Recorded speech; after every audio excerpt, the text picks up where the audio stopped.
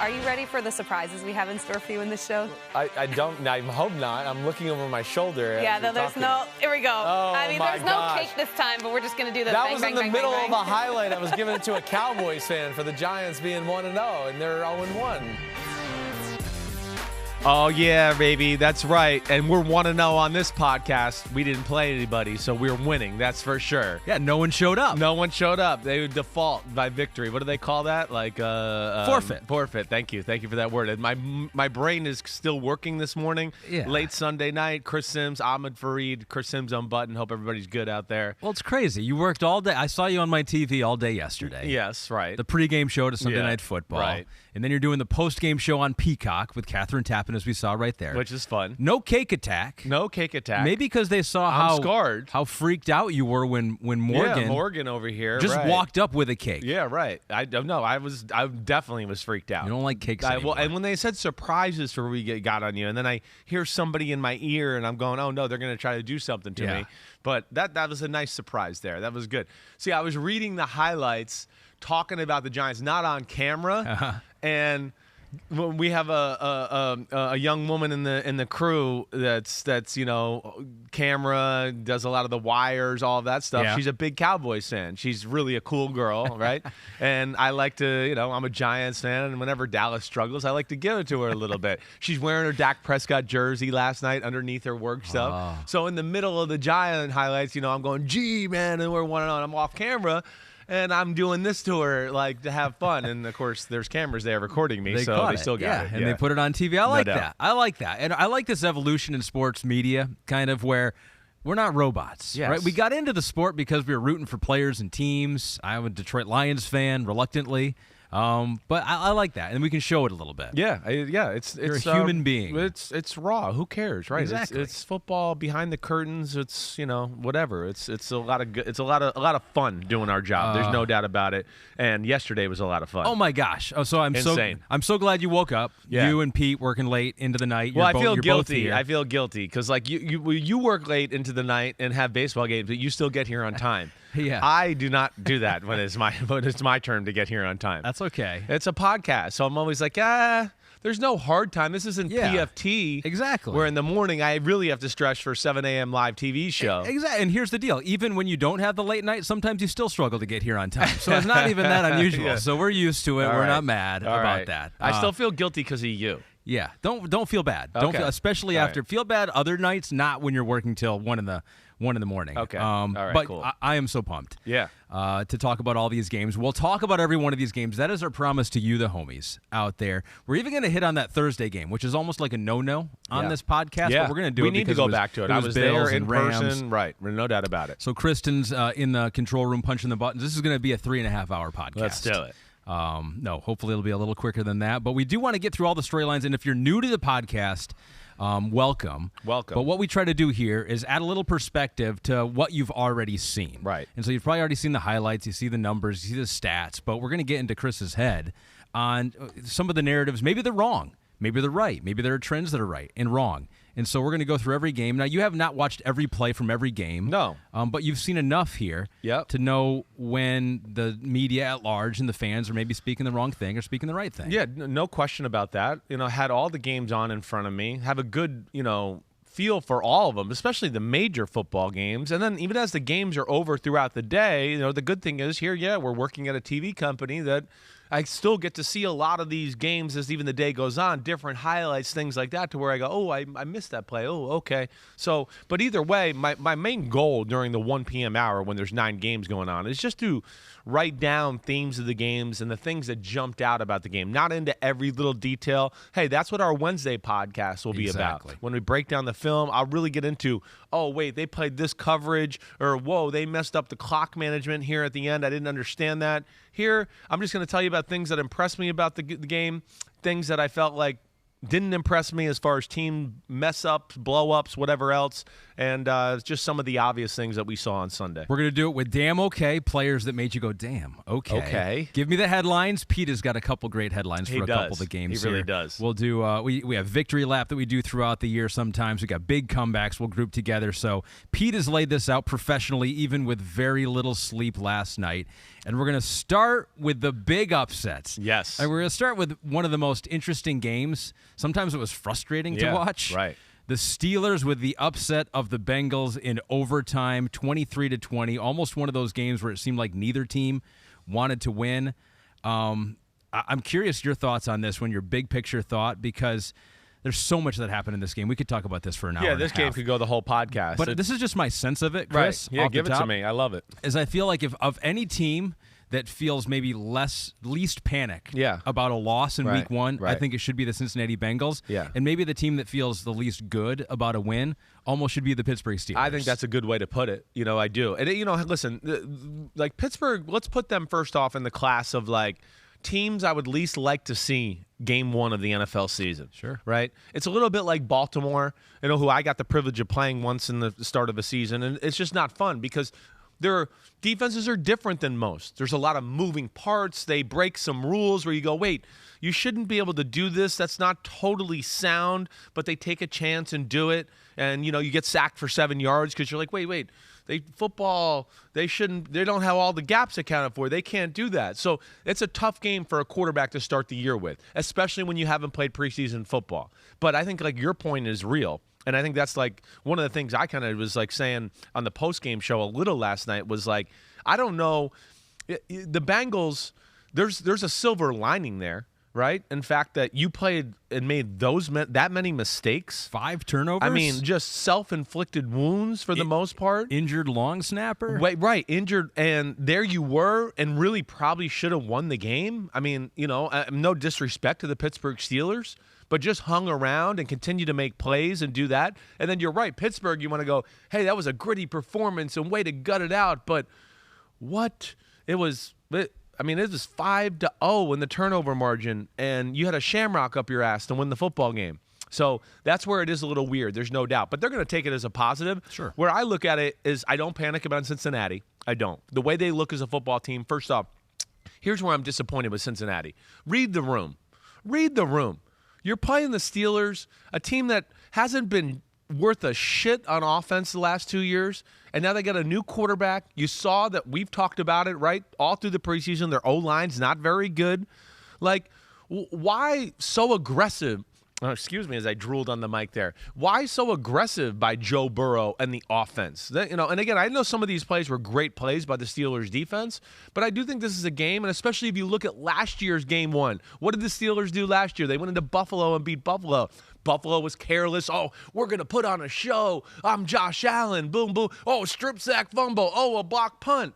And I feel like Cincinnati kind of went in the same approach that, like, we went to the Super Bowl, we're going to put on a show, instead of just let's play to win the game here, and let's just do the right thing to win the football game. So that was disappointing to me from that standpoint. But I think either way, yeah, the Steelers won, but I feel better about the Bengals. I do.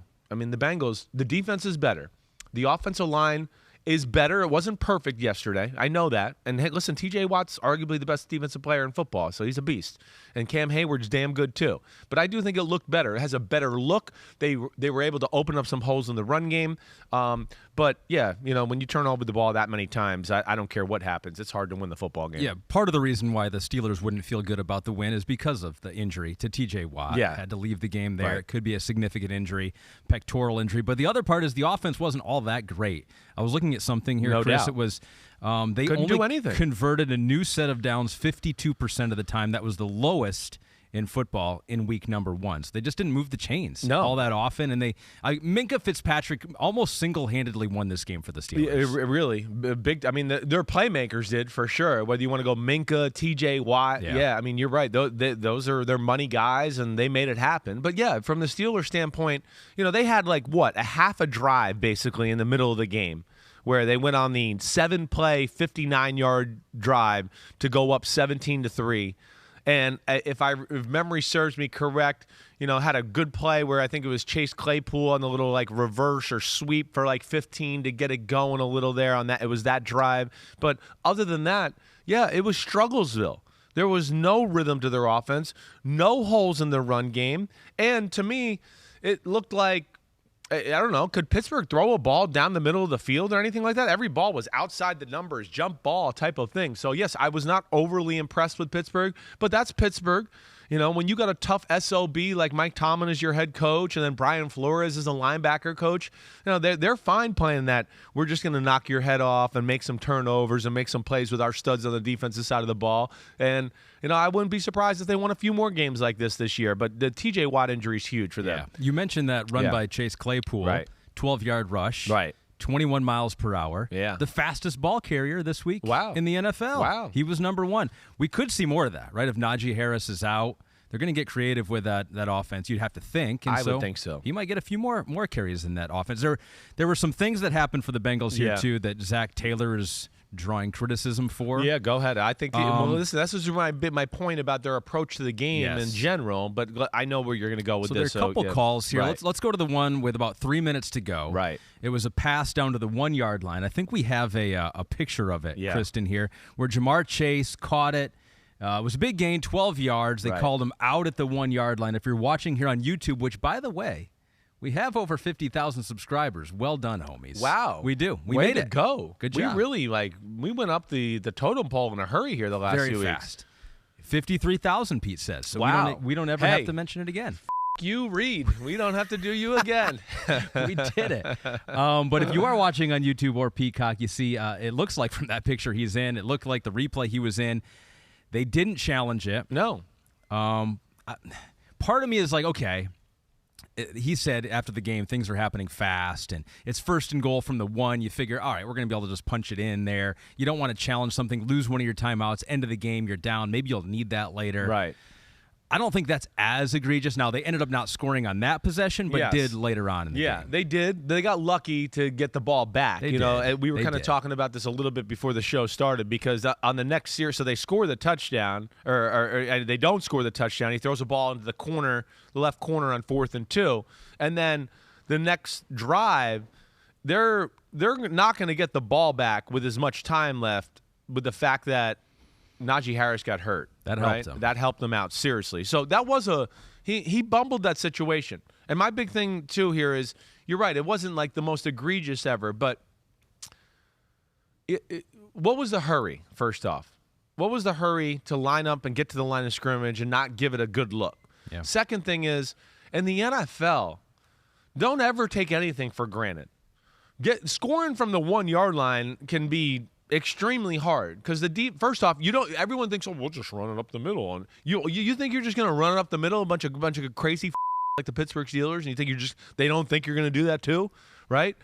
So that's where that 1 yard and just thinking we're going to run the ball in is so much easier said than done. And it's I feel like harder now than ever before in the history of the NFL because we have so many freaky defensive tackles and defensive linemen and linebackers there. So I did not understand the rushing of that. Either way, they escaped that situation and were able to go down the field and score a touchdown, with how much time was left 4 seconds left. 4 seconds left. And to add on that, where I want to go, what was Pittsburgh doing on that play? With off coverage to Jamar on Jamar Chase, Akila Witherspoon, and they just run a 5-yard out, and he's got no chance. I mean, again, I know it's easier said than done, and you have a lot of things you're trying to stop there, but enemy number 1 of the state would be, let's stop Jamar Chase. They kind of seem to want to go to him in big moments. I was a little surprised by that, too. I didn't mean to change the subject to Pittsburgh. I think that was good because then Minkah Fitzpatrick saves the day. Unreal. Jersey, baby. Clark Harris was out. We all know Clark Harris's name now, the long snapper for the Bengals. He's very crucial to what they do, and their kicking game was so good in the playoffs last year. He was out, and so they had a little trouble. The snaps weren't coming in as fast. But I looked at that blocked extra point there, and it was a slower snap. Right. But if you look there, it's Drew Sample, 89 for the Bengals. Backup tight end. He goes outside. He went outside. And lets Minkah go inside. If he doesn't do that, no one's talking about the snap. I mean, maybe I'm wrong, Maybe they're coaching something different. Maybe something's happened, but by experience, and again, not that I played on field goal a whole lot, but I was in a lot of special teams meetings. You always take the inside guy. Right. Always. Your body goes to the inside guy. You try to get a piece of your body on the outside guy. Okay, wait, I'm in a stress situation here. They did something creative. I got to protect the shorter path to the field goal kicker, which would be the inside guy. You protect that and then try to get a hand or an arm on the other guy just to push him, slow him down to a degree. And yes, he made the wrong decision there, without a doubt. And Minka, who got off the ball like incredibly quick there, as a special athlete, a guy I've been watching since high school. Really, he's a star. That was a big time moment. He's got great instincts and feel, and he's just a real awesome football player. I really like watching Minka Fitzpatrick play. One last time management thing I want to talk about with Zach Taylor, because it was in overtime. It was when they punted. Remember that? There was a penalty. There was some confusion. There was about a minute left in overtime, and they're punting, and they punted with about 15 seconds left on the game clock. I don't know if you saw that at the end of the game. Right. And so it gave the Steelers an extra 15 seconds, and they needed it all because their game-winning field goal in overtime was with 5 seconds left. The team had already been lined up out there. This is another one of those, too, that I think we just saw what happened with the snaps, the high snap from the long center. You got a backup guy in there. They're running. They're all lined up, ready to go. For Zach, he's just like, I don't want to mess with anything. Tell him to sit over the ball for an extra 15 seconds, and he snaps the ball over the punter's head. I could see that being part of the equation. But that's part of the narrative late in that game, too. Well, it was bonehead. I mean, you take every second in that situation. And that's one that, Wednesday, hopefully we'll be able to break down it a little further to where I can get a better look at it. But at the time of the play, I remember Coach Dungy, who sits in front of me as we watch these games this Sunday, he goes, well, why wouldn't you take it down to 0 or 1 here?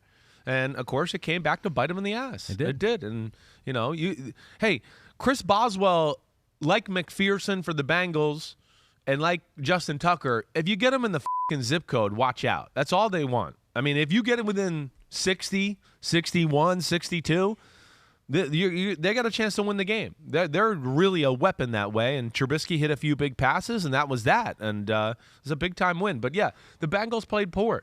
They did. They looked like a team that didn't play in the preseason. They looked like a team that went, we went to the Super Bowl last year. We're just going to come out here and put on a show for everybody. But I will say they lost, and I still think they're clearly the better football team. And I would be shocked if this lingers over them. They got the Dallas Cowboys, I think, this coming up week, right? Without Dak Prescott, I think they'll get back on track. Okay. Yeah. So no reason to panic if you're the Cincinnati Bengals. Defense looked good. Yes. Mixon looked good. Joe Burrow is the least of my concerns. He won't do stupid things that he did there yesterday. A team with high expectations, the Cincinnati Bengals, to maybe get back to the Super Bowl. A team that you picked to get to the Super Bowl. The San Francisco 49ers lose in Chicago. It was a monsoon there. Justin Fields was... what do they call that? Slip and slide? Slip and slide. Yeah. That was a great slip and slide at the end of the game. Didn't you ever did slip and slide? Oh, I loved it. Right? It was the best. I mean, it's amazing. Sometimes it would knock the wind out of you. Yeah, because you go too hard and dive on your stomach or whatever. And you'd be like, I can't breathe. As you're going down a hill, right? Yeah, your parents are like, you having fun? Be like, no, I think I'm dying. I'm good, Mom. Justin Fields looked like he was having fun. I mean, it wasn't really fun to be a quarterback. It sucks to be a quarterback. Justin Fields had a quarterback rating of 2.8 in the first half, but it was 145.8 in the second half. He turned it around. Bears won 19-10 here. There it is. Look at that. Oh, there it is. Yeah, here's the picture if you're watching on Peacock or That's YouTube. Awesome. Oh, that looks like so much fun. It is fun. Upset win. It's fun in Little League football. It's even fun to a degree in high school football.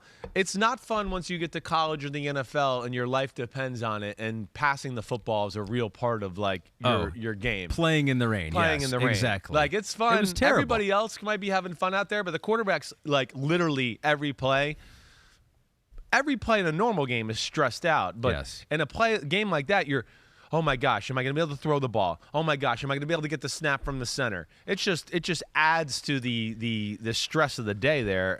But overall, I thought the Bears kind of handled it pretty well. Yeah, it's why I'm a little reluctant to go hard on Trey Lance. We'll get to him in a second. We'll get to him in a second. But let's just go Justin Fields first. Let's do it. Because they won this game. And he made a couple big plays. He didn't look great. It was hard to look great in those conditions. But when they needed a big play, there were two quarterbacks in the game. One quarterback made those plays, and it was Justin Fields. 100%. One thing, we talked about the Bears a little bit in the preseason. The Bears, even though are not overly talented, are well coached. That has jumped out to me. Like, even just watching preseason football, the plays, the way they were coached, the certain plays they called against certain coverages where that's the right play. That's the way how you attack that.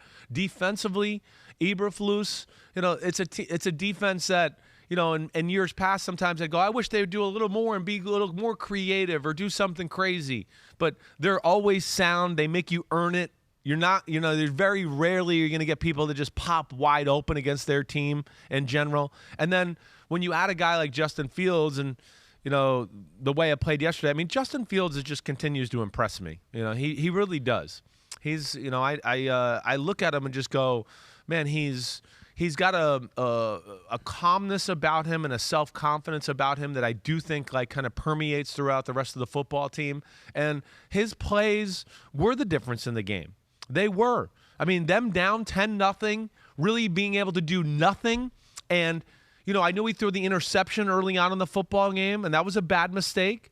But he was under tremendous pressure in the first half of the football game. I mean, every time we were watching, it was like he was dropping back, and the 49ers were like, let's have a party at Justin Fields. I'll meet you there in a minute. And it was like, but those elements, for the most part, taking care of the ball, playing tough, and then just waited for his moment, and then gets out of the pocket and makes an unbelievable play, an unbelievable escape, throws the ball safely to Pettis, who gets payback on the 49ers a little bit, and the game was never the same after that.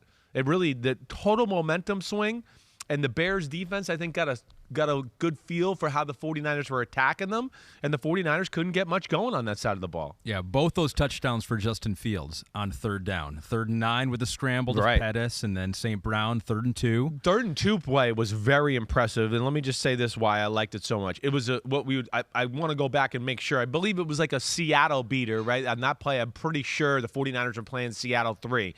But he did a great job, and anybody that watch what he did, he really did a great job of kind of looking to his right and making the coverage go with a few underneath guys, knowing he had St. Brown coming over the top across from the left side. So he kind of looked everybody off and then went, okay, I got them to move. Boom, put it in a nice spot and threw a very nice ball. And again, shows great control of the football, which I didn't see at Ohio State at all the time. Listen, I'm not the only guy that was going, oh, no, I don't know if he can control and throw a ball consistently well all the time. This was a real concern for a lot of people, and it doesn't happen anymore. He seems to always control the ball really well. With about 10 minutes left, Trey Lance had a chance to bring the 49ers back.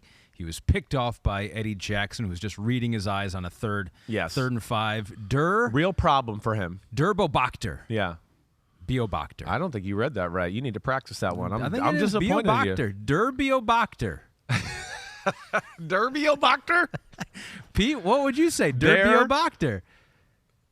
That's a different one. I don't know that. Hey, tweet us back. Just be like, how do you say your name? Yeah. Or is that even your name? Bobachter. Bobachter. He wants to know, Trey Lance will not make the leap this season. Oh, he doesn't want to know that. He's saying that. He says he will not make the jump this season. The 49ers are in a Super Bowl window now, cannot afford to lose games against teams like the Bears because they have a trainee at quarterback. Shanahan should react sooner rather than later. Do you agree? I do agree with him. Now, I'm not going to say – you said it right before we got in this game. Let's not overjudge it. It was a fucking monsoon, okay? And he's still young and raw. But to the point of okay? Durrs makes some good points, and they are a Super Bowl football team. Look at you, got you giggling now. They are a Super Bowl football team. And to do justice to your organization, your fan base, and more importantly to your football team, the guys in the locker room, you got to play the best players. And I think there's guys, I've heard through the grapevine, there's guys in that locker room that go, Jimmy G's the best player. I mean, I know. He's proven it. How would you say differently right now? I know. And I don't want to call people out here, but I've heard from people that I know around the NFL to go, yeah, there's some prominent people in the 49ers locker room that go, Jimmy Garoppolo's better. Okay? So that's a real thing. On the offensive side? Well, maybe, but I'm not silly. Okay? So, but either way, yes, I think that the leash has to be short. I don't think we can wait till Game 6 and us be the 49ers be 2-4 and be like, now let's do it. It might have to be Week 3. I mean, again, if it doesn't look good against Seattle this week, and we know the 49ers are a more talented team than Seattle, and if it doesn't look good, and they lose, I think there's going to be some serious thought. If it doesn't look good and they win, it might buy them another week. But I think another week. I don't think it's going to be a lot. I don't, because I think they're too good, and I think the concern is real, and I think they've told us that. And the fact that Jimmy G is back and that they couldn't trade him, and the way Trey Lance looked in the preseason, I feel like they realize this. And this is just me talking. I haven't talked to Kyle Shanahan about this for 1 second. But, yeah, it's concerning. And the interception itself is a concern. He has a problem with this. He stares down receivers. He does all the time in the preseason. He gets away with it in the preseason because there's a lot of vanilla coverages, and sometimes it's their first team playing the second and third teamers. Well, Eddie Jackson's like, no, I know where to go, and I got a good feel, and I got great instincts, and I'm Eddie Jackson, and I make $12 million a year, $10 million a year, and you're not going to just stare him down. And coach told me to go to this spot. I'm going to kind of play the way I want to play it. So that was disappointing. They left some points and some plays on the field early in the game to really control the football game. He misses, I believe, Dwelly, right, on a wide open, would have been a touchdown pass, or maybe down to the, inside the 10. Deebo Samuel fumbled inside the red zone, right, on the first drive of the football game as they drove down. So the 49ers had a chance to really put the Bears in an uncomfortable spot, and didn't do it. And as we see, when that happens in the NFL, you let a team hang around. Yeah, every team's got a guy that can go, oh, shit, he did some crazy shit. And the Bears got Justin Fields, and he did that and helped them win the football game. I threw it on Twitter because I'm still followed by a lot of 49ers. San Francisco 49er fans. Right. I threw out a poll. I was like, how many starts does Jimmy Garoppolo get this season? Right. And I went over under 9.5. And what did we get? So it was overwhelmingly under 9.5. It was 75% of the people thought that. And I was like, I don't see any way. Unless Trey Lance takes a huge leap here over the next couple of weeks. Yeah. Well, for the reasons that you mentioned. Yeah. I mean, the part of the calculus for making the trade and getting the rookie quarterback is that rookie contract, because you got to get Nick Bosa and George Kittle extensions and Deebo Samuel, and you got to keep all those guys around. So long term, you got to have a rookie contract at quarterback. But for this year, you fit Jimmy G in. He took a pay cut. He's on the roster. I know. And they have a Super Bowl winning team. Yeah. Same things that you said there. No, I think there's a part of that fan base out there that's, they want this to happen. They want to make it happen. Yes. And I understand that. There's a saying in the NFL about Trey Lance that a lot of people say. All right, and there's a few of my friends in the league and whatever. Trey Lance is a year away from being a year away. They were saying that last year. They had seen people who saw him in the preseason, saw him at training camp. He's a year away from being a year away, right? But the pressure of the situation, the optics of the situation, I think have put pressure on Shanahan, the 49ers organization, and all that. And here's my last thing I'll say about this, because again, I don't think the 49ers are going anywhere. And let me also say this. If you ask the elements and who it hurt yesterday, when the game started, I was like, oh, this might be good. It might force the 49ers to kind of just run the ball and play safe, and now Trey Lance won't have to do too much. This would be a good thing. But as the game went on, I went, nah, I'm wrong about that. The 49ers are the more talented, explosive football team, and that was taken away from them in those elements. Deebo Samuel, a few of those runs, I go, if that was a dry, fast track right there, he might split those two guys and score, right? There was a few plays like that. And they were hurt more by the elements than the Chicago Bears. Last thing, too, is Trey Lance still takes way too many hits. Way too many. People get full-fledged every bit of him when he runs the football. Justin Fields, you don't see that happen with. I mean, Justin Fields has a great feel of getting down. Oh, I'm about to get crushed. Let me I got out of the way, and he hit my shoulder just barely, and as it was going down. Trey Lance gets, I mean, every time he carries the ball.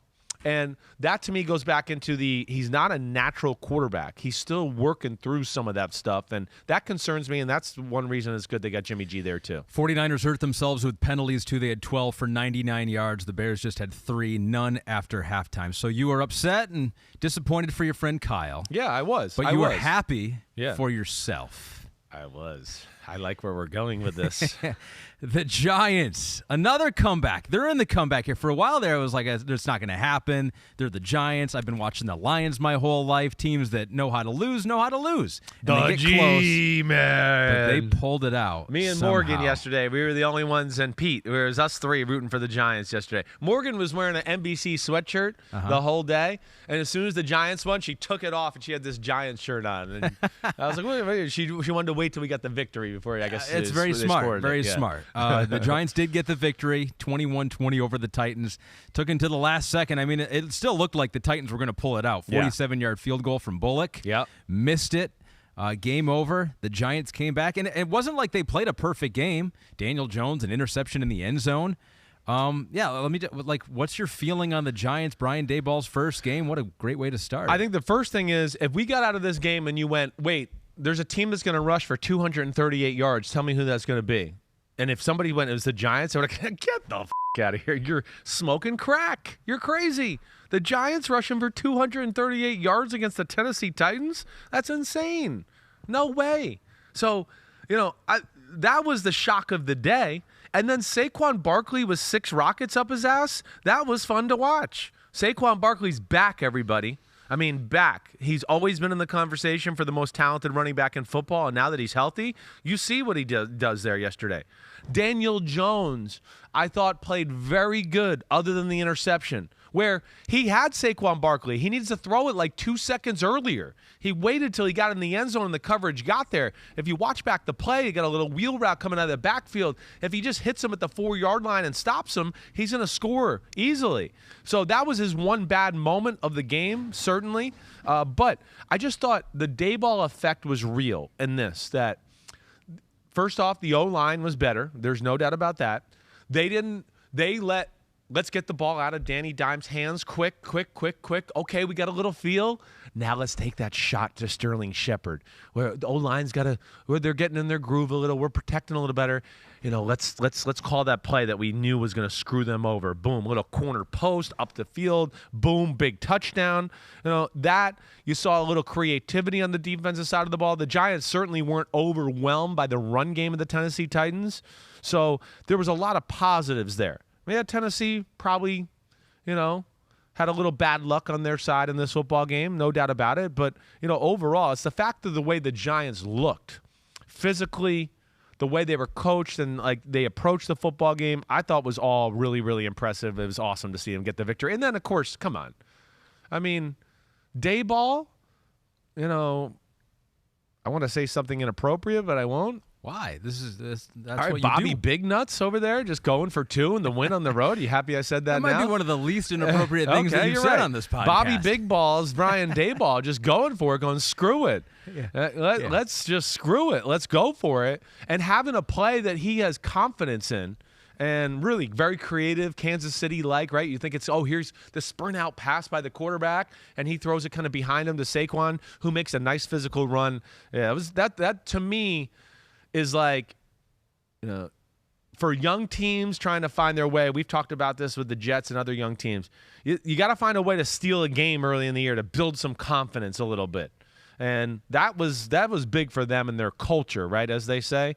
I don't think it's Tennessee. I still think is going to be a major player, but it's just good to see the Giants kind of get off on a winning start for the first time in a long time. Yeah, that was fun to watch. And not only did they go for 2, but Saquon's effort on that 2-point conversion. He was not going to be denied. He was not. Looked Lowered the shoulder, kept going. Looked like he almost got face masked, too, I there. think he did get face masked. I said that too. in real time. I was like, he got a face mask. And he got in, and he refused to take no for an answer, and it was gritty. And you saw Brian Daboll after that interception that you mentioned, the one bad spot for Jones. He was over there, and they showed it on TV on the broadcast. I mean, he was giving it to him. He was not happy. No doubt about it. I mean, but they obviously have that relationship early on here where he's not scared to go toe-to-toe with his starting quarterback. That's right. Make some big bets late in the game. Yeah, I think, again, this is not, like we always talk about. This isn't, the Boy Scouts.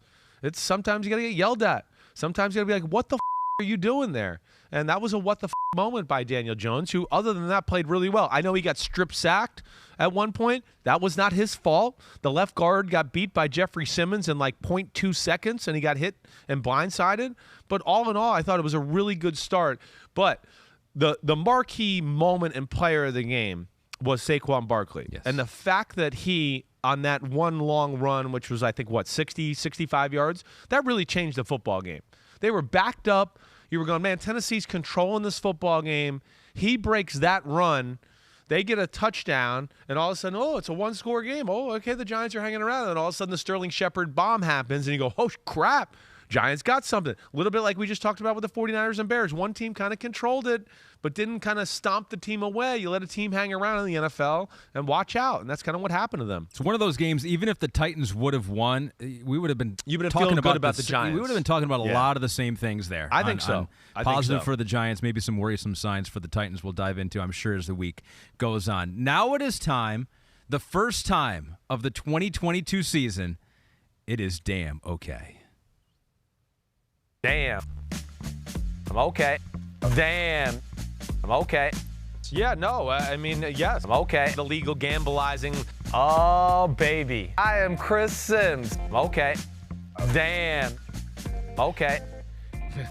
We are back. So embarrassing. We're back.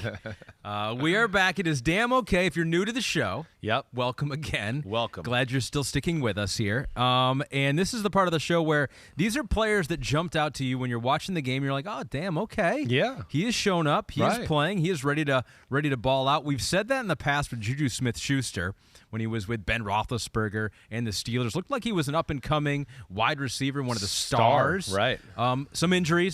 Then Big Ben didn't play as well late in his career, but now he's with another star in Patrick Mahomes. The Chiefs, I mean, everything they did worked, but Juju Smith-Schuster looks like he could be Patrick Mahomes' number one, but it looks like he might have 8 other guys who he throws to quite a bit too. Well, that's the big thing, but damn okay to Juju Smith-Schuster. I mean, people doubted him, and yeah, maybe he's not a bona fide number one superstar receiver, but a damn good player, first off. And him going to Kansas City, it's going to get him the contract he wants at the end of this football season, there's no doubt. Kansas City, the whole team, we could say damn okay. You've been hearing me say this for a few weeks. I got the same feeling as I do with them with the Buffalo Bills. They're on a mission. I believe Patrick Mahomes watched Thursday Night Football. He watches every sporting event. I mean, he's always tweeting at it. He's amazing that way.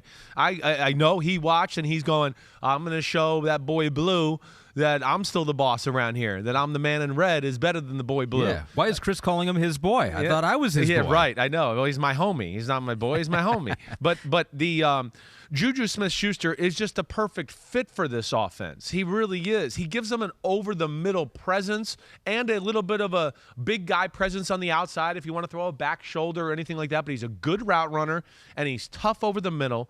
And I think when you couple that with, okay, wait, I got Kelsey working over the middle or underneath on this side and Juju working it underneath on this side, and then we got Valdez-Scantling and McCole Hardman and some other guys that can stretch it out deep, it gives them a lot of options.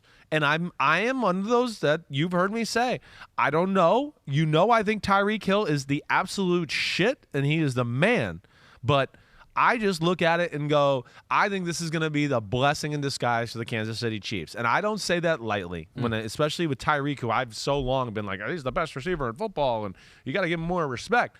I think it is in a lot of ways like made Mahomes and the offense a little predictable at times. I do. And we'll see. But just from what I saw in the preseason, and again, what I saw there yesterday is, you know, the issue with when Tyreek was there is you had Tyreek's here, they might run this play. Oh, Tyreek's there, he usually runs this route, and they're going to do that. And, you know, I do think Mahomes tried to go out of his way to get him the ball at times, and now it's just, hey, I'm just going to run the offense. And the offense is just where the defense plays. The offense will take me to the right place to throw the football. And that's what we saw yesterday. And they were a machine from the get-go.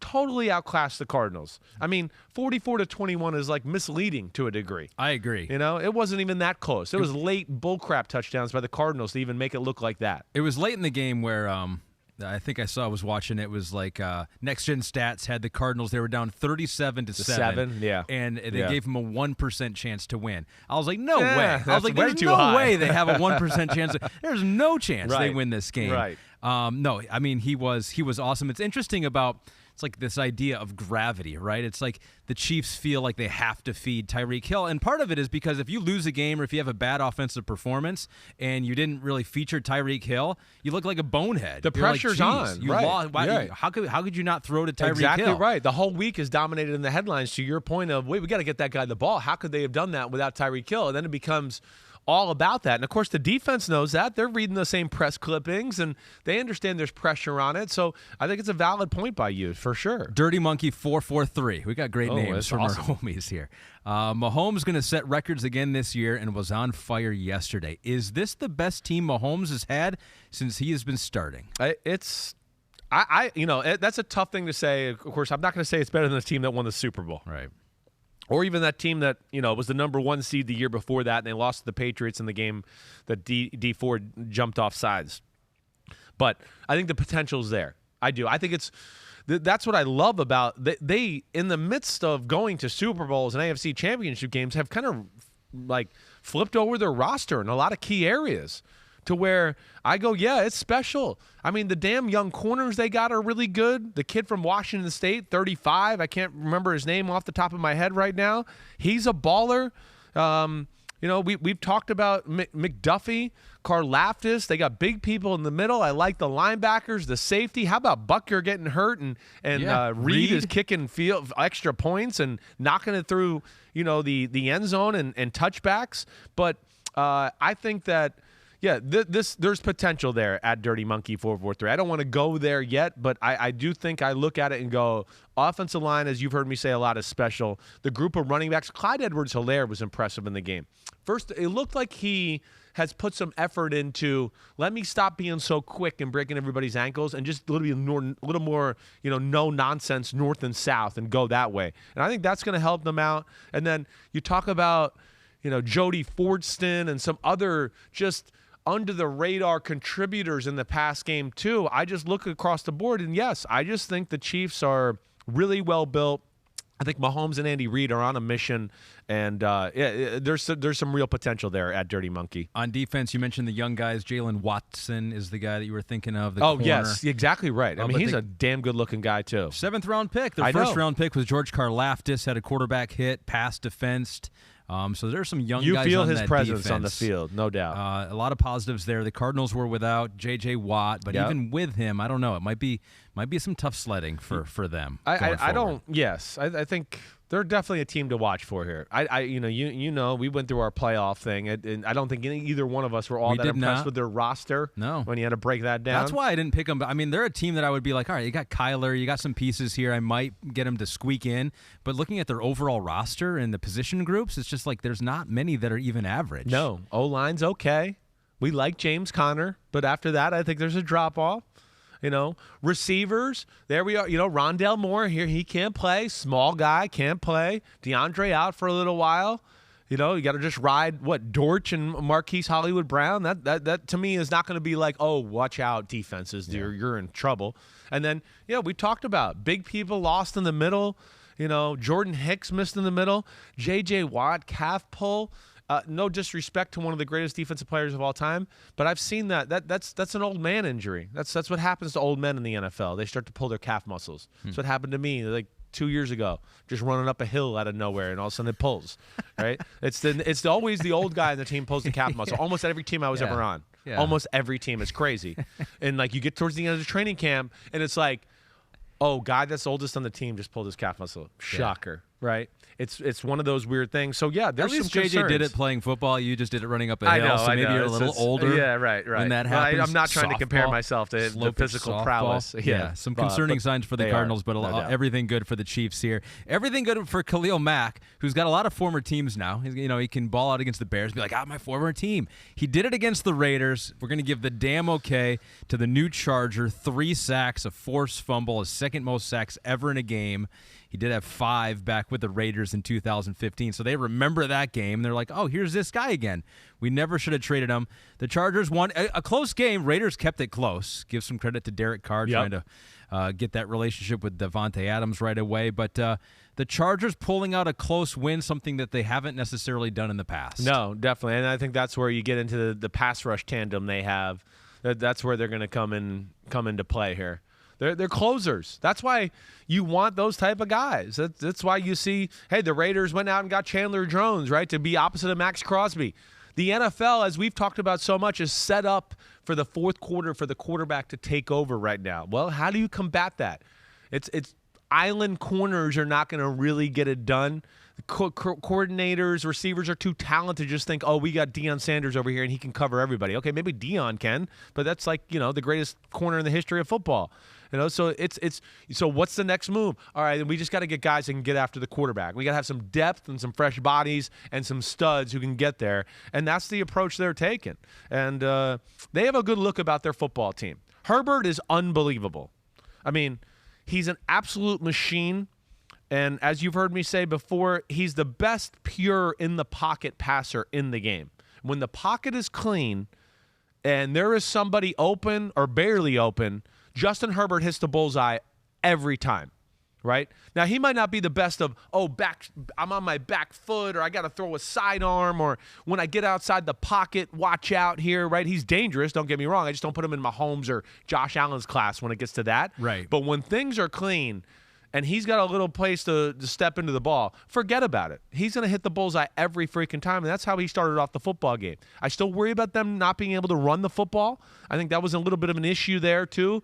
That's why they were kind of controlling the game, and you let the Raiders back in because they just can't stay on the field and couldn't stress the Raiders' defense out that way. But all in all, I do like the look of the Chargers. Losing Keenan Allen was big after, what was that, the second drive of the game, maybe third drive of the game, somewhere in there. Hamstring. Yeah, he was holding his hamstring at least. I know. Yeah, it was hamstring. I think they officially said that. As concerning, but he spread it around to Justin Herbert after that. So maybe the same thing you're talking about with Tyreek Hill. I think he had 2 or more targets to 9 different players. He did. Is that what I saw? Gerald here, Everett's talented. DeAndre Carter's a guy that's I mean, he's. Where was Mike Williams? I kept looking. He did not have a big day. 2 catches, 10 yards. Yeah, it was not one of those big play down the field type of days for the Chargers. It was more efficient. A lot of great 10 and 15 yard throws. The defense made some plays. Derek Carr, their offensive line, little bit of an issue. He threw 3 interceptions. 2 of them really.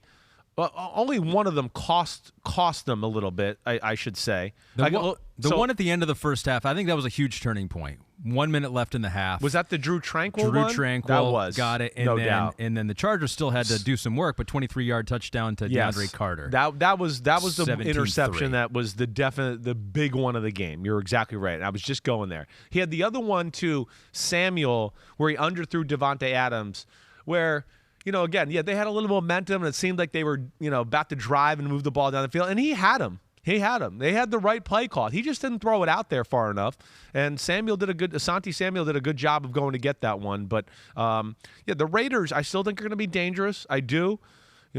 I don't know how, other than the pass rushers, I don't know how talented they are on the defensive side of the ball. I do question that. And I do worry about their offensive line a little bit. I do. I don't think it's that great of a group there, especially for what Josh McDaniels wants to do. So I could see, a lot of games being like this for them this year. Carr puts up big numbers. Waller puts up good numbers. Adams puts up big numbers. But don't have, 3 guys aren't going to win you games every week. To me, there's just still a few players and some depth on their team that's missing as compared to the Chargers, at least. If you were worried about how Derek Carr would team up with his old friend from college, Davante Adams, 17 targets, 10 catches, 141 yards.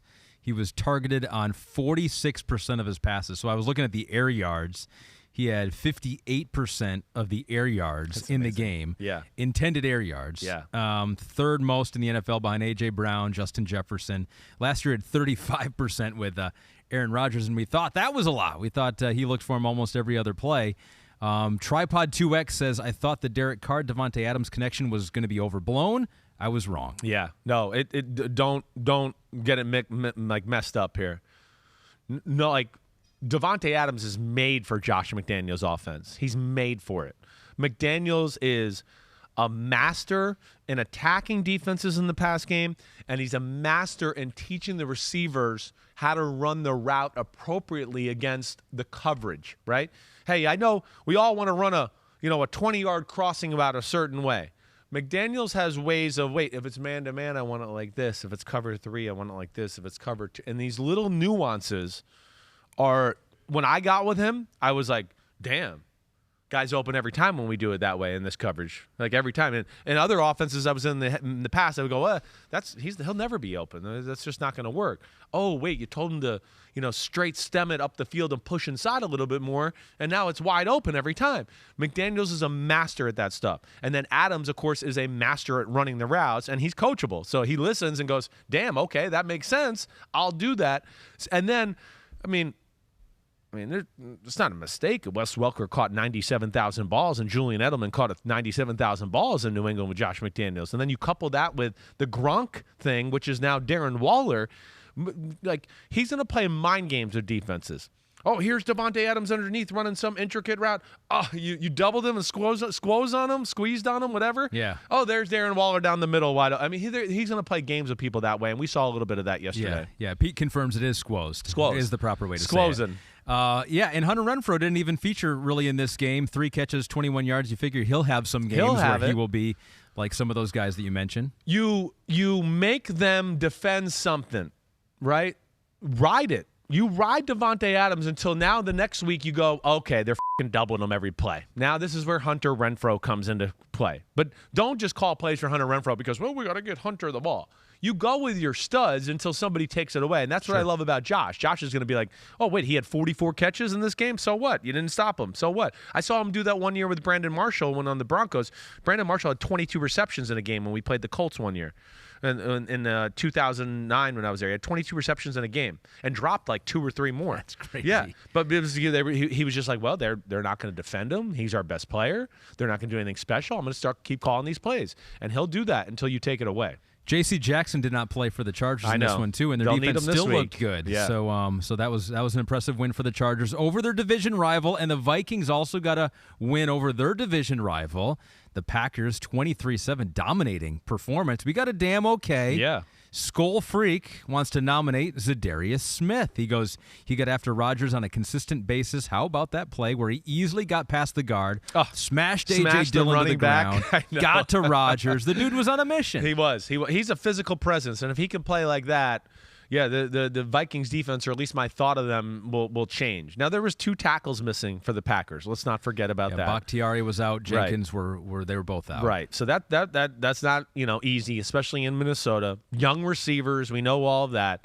But the defense, other than the first play of the game, right, or the first drive of the game when Watson dropped the bomb touchdown, I don't remember seeing very many people open.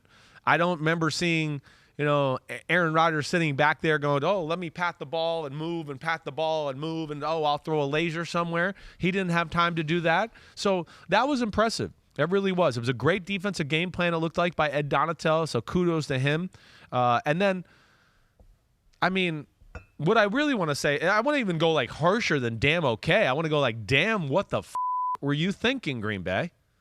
Like, how many plays did Justin Jefferson get the ball and you went, there's not a Packer in the screen? Like, where's the defense for, one of the 3 best receivers in football? Where is it?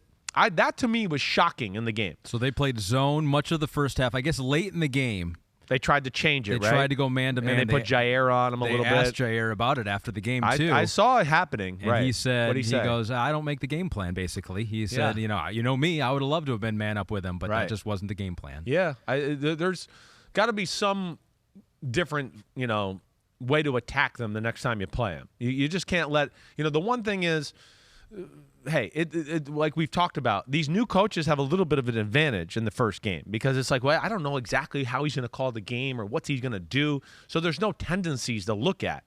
But the one thing we saw, just like we saw Cooper Kupp with the Rams, is O'Connell moving Justin Jefferson all game long. Motions everywhere. He was going across the field, getting stacked bunch, getting behind another guy, with a switch release. So they're going to feed him the ball, just like we talked about with Devontae Adams and Josh McDaniels. It's the same thing. They're going to go, we're going to throw it to him 190 times a game until you take it away. I mean, that's just what they're going to do. But that was a big, impressive win there. And the Vikings, I worry about their defense or their corners a little bit, but if their front can play that way, maybe I won't worry about it so much. And Kevin O'Connell was hugging, was smiling. I was like, man, that's probably a different feeling, a vibe inside that building from Mike Zimmer. It's like, I don't think I ever saw Mike Zimmer smile, ever. It's probably the number one thing you hear out of Minnesota is the building. Zimmer, that Parcells school of coaching, it's like we're not really working unless we're all miserable, right? Is like, a little bit of that old school thought that way. Yeah. And I don't know if it's necessarily needed all the time in this day and age in the NFL. Not even Bill Belichick is quite like that anymore. I mean, he's not. You got to adjust to the times a little bit. And the one thing you do here is it's a breath of fresh air up there. Yeah, I've heard it from too many people that I know that building and all that. And he's added a new life to the building where it's fun to go to work. He I think has the right touch of, hey, being able to mother you and telling you you're doing wrong, but going, hey, look what you're doing right. And if you keep doing this is what can happen. Look at Cooper Kupp tape and look at all this. So he's got a great way of that and motivating guys too. But that was a great start by them. And of course, Kirk Cousins played really damn good too. One person on this podcast has the Vikings as a playoff team. I know. I'm just saying. Man, after week one, I know it's week one. Yeah. And I had a hard time finding that seventh team for the playoffs. Yeah. Yeah, I mean, I picked the Cowboys as that team, and I think your Minnesota one, they certainly looked more well-rounded than the Cowboys. We'll get to the Cowboys, unfortunately, for Cowboy fans out there. Real quickly, we don't always do this, but we're going to make an exception. What? We're going to talk about the Thursday game. Oh, good. I like it. Because it was too big not to talk about. Yeah. Bills beat the Rams way back in the day. Seems like forever ago. 31-10 was the final score. Our damn okay goes to Von Miller in that one. 2 sacks, 3 tackles for a loss. That defensive line might have been one of the main questions for you. Yes. Of the Bills. Right. It's like you thought that they got everything. Is that defensive line going to be good enough to pressure the quarterback, stop the run? And they looked awesome. They looked awesome. There's the big thing I thought was different about them this year and in the preseason, and we talked about it. And, it was my big thing in the pregame was that I think that this Rams O-line that I think is going to be a little less than it was. And I think this Bills D-line that's got, not only Von Miller, but Ed Oliver's hitting his stride as a big-time defensive tackle. They got size. They got incredible depth. They're 9 deep. So it's like, oh, wait, you're tired? Don't play 3 extra snaps. Get off the field. We got other good guys. We got Shaq Lawson coming in. Yeah. We got all kind of Carlos Boogie Basham. We got plenty of guys to come in here and be fresh bodies. I think it's going to be a big difference for their football team. And their corner position, you worry about them a little bit because they're young, but they're not a team that puts them in man-to-man and stresses them a whole lot. And a Kyril Elam, hopefully he comes along. He didn't even start over the rookie from Villanova. Right. And then, we'll get Tre'Davious White back. Okay, that side of the ball, you look at it and go, they should be damn good. Like, I already think they're going to be better than last year's defense, which was number 1, and I don't think it was really number 1. And then you get into the offense and the guy who – with Mahomes are, to me, clearly the 2 best quarterbacks in football. I'd like to say that one more time. I think they are clearly. Justin Herbert is nipping at their heels. There's no doubt. Burrow, we know. Rodgers, they're all good. They cannot do what Josh Allen and Patrick Mahomes do. They cannot. And Josh Allen is a freak of nature. He is a freak of nature, just like Mahomes is in his own right. But his ability to run the ball and some of the physicality element he brings to the game is really rare at quarterback, let alone we know the arm and everything is really damn special too. He didn't win the Super Bowl last year, though. That was Matthew Stafford. Yeah. Who there was the talk of all offseason was his arm, his elbow. He's got an injury that pitchers have. I'm like, well, that's not good. I know. When pitchers have an elbow injury, it's really bad. Right. They miss a whole year. Yes. Did his throwing look different to you? It didn't look different. It didn't. A couple times it looked like maybe he was going more over the top, but he has been known to his arms he goes wherever all over it needs the place. to be. Exactly right. It's hard. Now, he threw the 1 interception trying to do a no-look pass, and he ate that shit, right? That was he tried to no-look it. But, I got to think, there was just a few throws, I think, in the game where I went, like the interception he threw out into the right flat where he threw, I think it was his first interception in the game. And excuse me, it's been a few days, so I can't remember all the. This is why we don't do Thursday games. No, we got to. This game was too good. But the one he threw out in the right flat, and I think that was Jackson who caught it, little like 5-yard out route he was throwing to Higbee, and he threw it like 4 feet behind him, and it was an easy interception. There's just. What I wonder is when your elbow is bothering you like that, are you going – because I've had this. I've had the elbow bother me, maybe not to this extent, where you're about to throw it and you go, it kind of hurts when I throw it like that. Let me just maybe drop my arm or do it just a little differently because I know it feels a little bit better in that slot. And that's what I do wonder, And I watched him in pregame. It's still bothering him. They can say whatever they want. He throws a ball and he does like a little fidget with his arm, and I could see him like flexing his elbow, even pregame before he wasn't even throwing and he was talking to people. You know me, I watch people and watch their bodies and all that stuff. I like to do that. He was talking to Terry Bradshaw and straightening his arm and kind of doing it and fidgety like. Those are things to me that, as an ex-quarterback and thrower, where I go, it's annoying him a little bit, even though he still might be able to play at a pretty high level. All right, something to watch, certainly. I mean, what are they? What is any team without their starting quarterback and a good starting quarterback? But the Rams, who defensively did not look good in this game against the Bills, who are going to do that to some other teams out there. Rams are going to fall off, in my opinion. They're going to be good, but they're not going to be. I don't look at the Rams and go, oh, there's a chance they could go back to the Super Bowl. I don't see that. I don't. A lot of people think the Eagles could get to the Super Bowl. Yeah, I think. And their performance of beating one of the best franchises ever in sports, the Detroit Lions, yesterday only goes to prove that. The Eagles win only by 3. I didn't get to see. I was watching the game on Red Zone, living here in Connecticut. I could get DirecTV. Yeah, you did. I like to follow all the games. TV? I don't because I still, just for what I do here with you, it's like I like to follow all the games at the same time. That's the best way to do it. Right. Eagles won by 3. 38-35. Damn okay's got to go to the newest member of that receiving corps. Yes. A.J. Brown, they featured him. They targeted him to Jalen Hurts. 10 catches, 155 yards. He was targeted on 41% of Jalen Hurts' passes. Now, going against the Lions, whose secondary has been not very good for a long time here, a caveat there, but he looked very comfortable with Jalen Hurts in this game. Very comfortable. It's just, I think, a look into the bind they're going to be able to put you in as a football team. Again, all we talk about is A.J. Brown and Jalen Hurts, which we should. They were amazing. But then when you look at it and you go, they ran for over 200 yards too. And that's what they're going to be.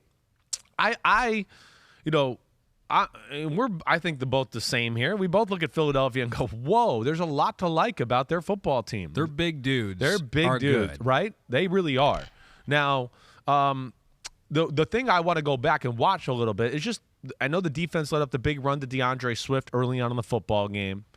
I'd like to, some of the comeback I don't have a great feel for. And two, it seemed like to me as I was watching it, just a little that, this happens in the NFL. We saw this happen in week 1 last year with the 49ers and the Lions, where, team starts, we got a big lead.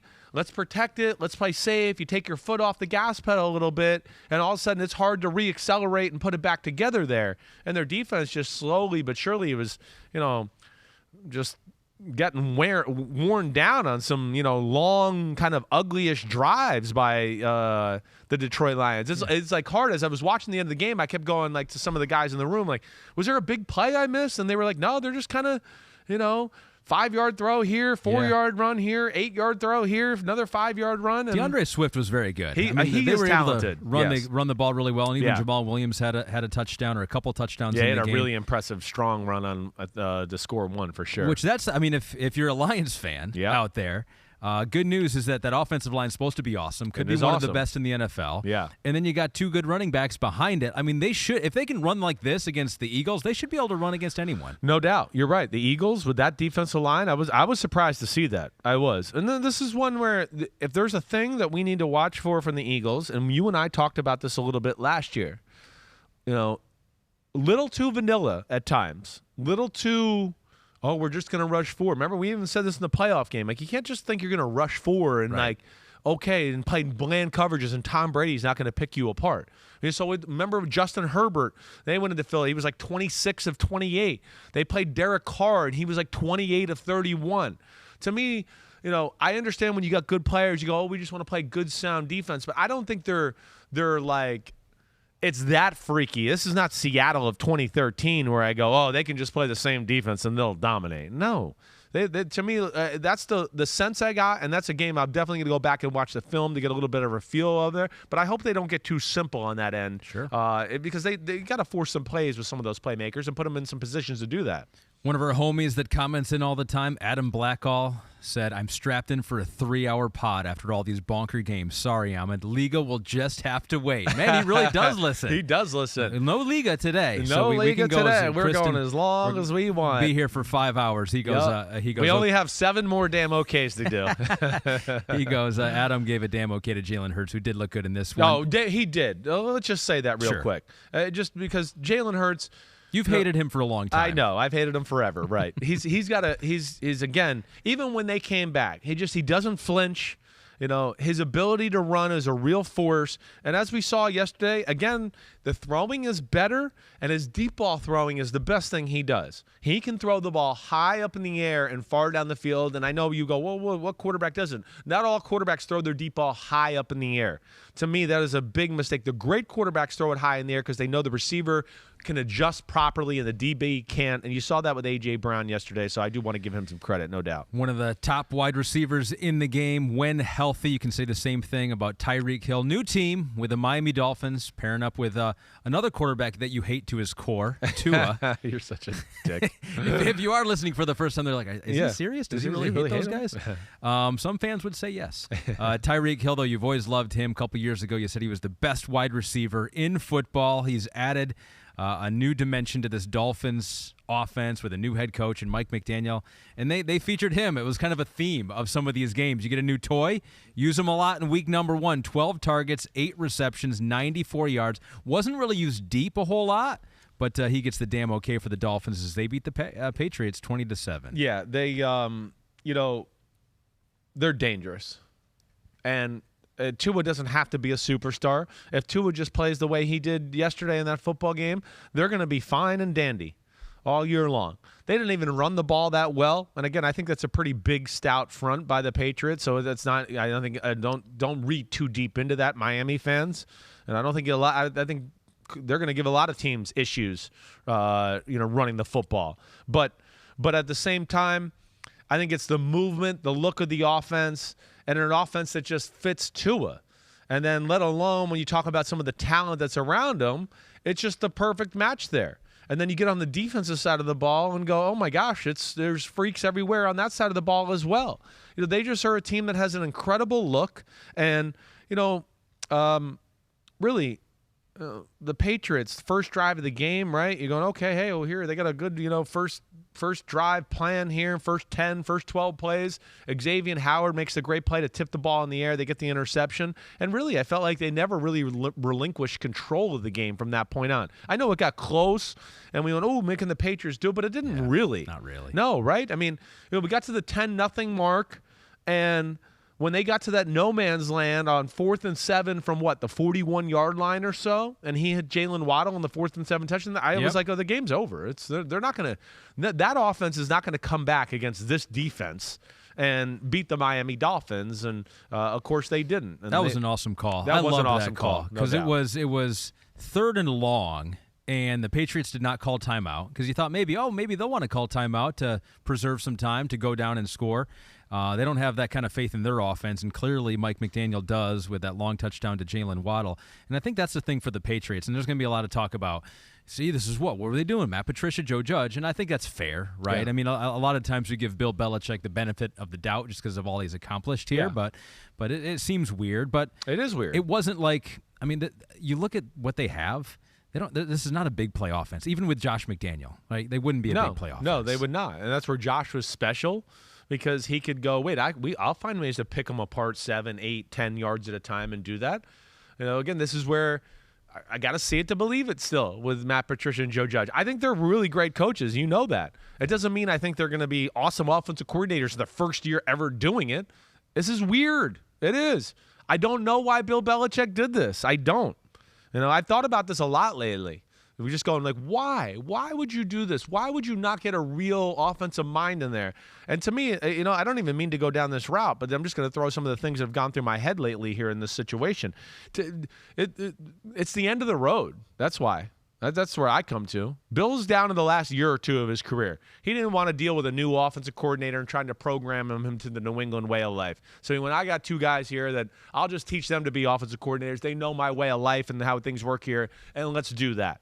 And I did. That's what's come to my mind. Or he's setting it up, and he didn't want some offensive mastermind to come in and be the next head coach because maybe he wants to keep it for his son or somebody else on the staff. I don't know. Those are the two things that come to my mind of why Bill Belichick wouldn't hire an offensive coordinator. When you have Mac Jones, who you just drafted in the top 15 of the draft, and you got a career special teams coach and a career defensive coach coaching him. I don't know. So, yeah, to your point, though, that is real. They're not a big play offense. They got to be efficient, not turn the ball over. They can't miss a blitz off the left side and the left tackle not go out there to get it. That was not Mac Jones' fault on the strip sack fumble. It was not. That was Trent Brown. I watched it closely. That was a mental mistake by him to where he should have gone out. They do things like that. Yeah, they're not going to be able to win the game. They're going to have to play clean football. Mac Jones hurt at the end of the game, didn't talk to the media, back injury, but I think there have been some reports that say he's going to be okay. Yeah. So we'll see. Something to watch there. Fatboy MFC says, cannot wait for Chris to watch the Tua film. Yeah. Dolphins were up despite Tua, not because of him. Oh, he's not a member of Tuanon. He wants you to hammer more Tua. Well, hey, Tua, it's.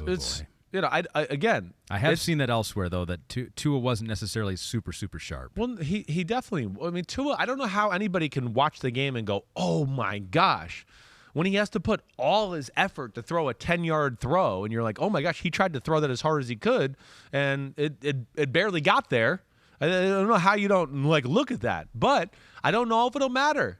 Just like we've talked about with the 49ers and Jimmy G over the year. They run the ball. They got a lot of people going different ways, and they'll find ways to, whoa, here's a guy wide open 8 yards over the middle. That's where it's promising for the Miami Dolphins in the sense that we know they won 10 games the last 2 years. They kept the same defensive guys on that side of the ball, except they don't have Brian Flores, which is not an easy guy to replace. But Josh Boyer, the defensive coordinator, I worked with him in New England. He's the real deal. And now we talk about those teams they had the last 2 years, but now they have good offensive coaching. I mean, that's the difference. The last 2 years, we've always questioned the offense a little bit. The game plans, There's nothing to question about that side of the ball now. And they can get it done with Tua and what he does there. But, yeah, all in all, I thought it was a solid day. It was a solid day, and they played the right way for what Tua is and what he will be. Our last damn okay goes to really us when we saw the schedule. We go, hey, our first Sunday night game is Tom Brady and the Buccaneers versus the Dallas Cowboys in Arlington. Damn, okay, NBC. On paper, we got the best game of the day. In reality, maybe we got the worst game of the day. We did. That really was not a good game for either team. Right. Chris Collinsworth's voice didn't even show up. I'm not coming to this game. This game sucks. But the Buccaneers did win 19-3. What was he doing? He must have been hanging out with Jack and Callie. They must have been at the weed bar or something like that. You don't smoking do that. The good stuff. I don't know. A week where you have two games, a Thursday and a Sunday. Chris knows better than that. We're going to give the damn okay though to Julio Jones, who looked back and fast again. The next-gen stats back that up as well. He's one of the fastest players, ball carriers of this past week. And Shaq Mason, we give it to. On that offensive line, yes. Luke Godecki. I think it's Godecki. I think it's sounds like yes, that's the way Tarico said it last night. Okay, Godecki. I had been saying Godecki. Okay. And it's not that. I know that. Should be Godecki, right? It seems like it. Godecki seems like you're messing it up. Yeah. We'll have to talk to him about that. Robert Hainsey also. First career starts. They rushed for 152 yards. I mean, we could have given it to Leonard Fournette. Although it wasn't a great, they had a lot of red zone failures. They got to the red zone quite a bit. They dominated this game. Dominated. After the first drive of the game, I mean, the Cowboys, yeah. I mean, I worry about the Cowboys. We've talked about this last year where I don't think the offense is all that good. And if they can't run it, it really doesn't look good. How many times did we break down plays and stuff where I went, look, here's a simple play. Here's a simple play. The defense is all over it. Their pass game lacks imagination, in my opinion. And then when they can't run the ball, it gets exposed like you saw last night. And again, I don't think they're going to be able to run the ball all that special this year. I think their offensive line's overrated, in my opinion. I've been saying that for 2 years.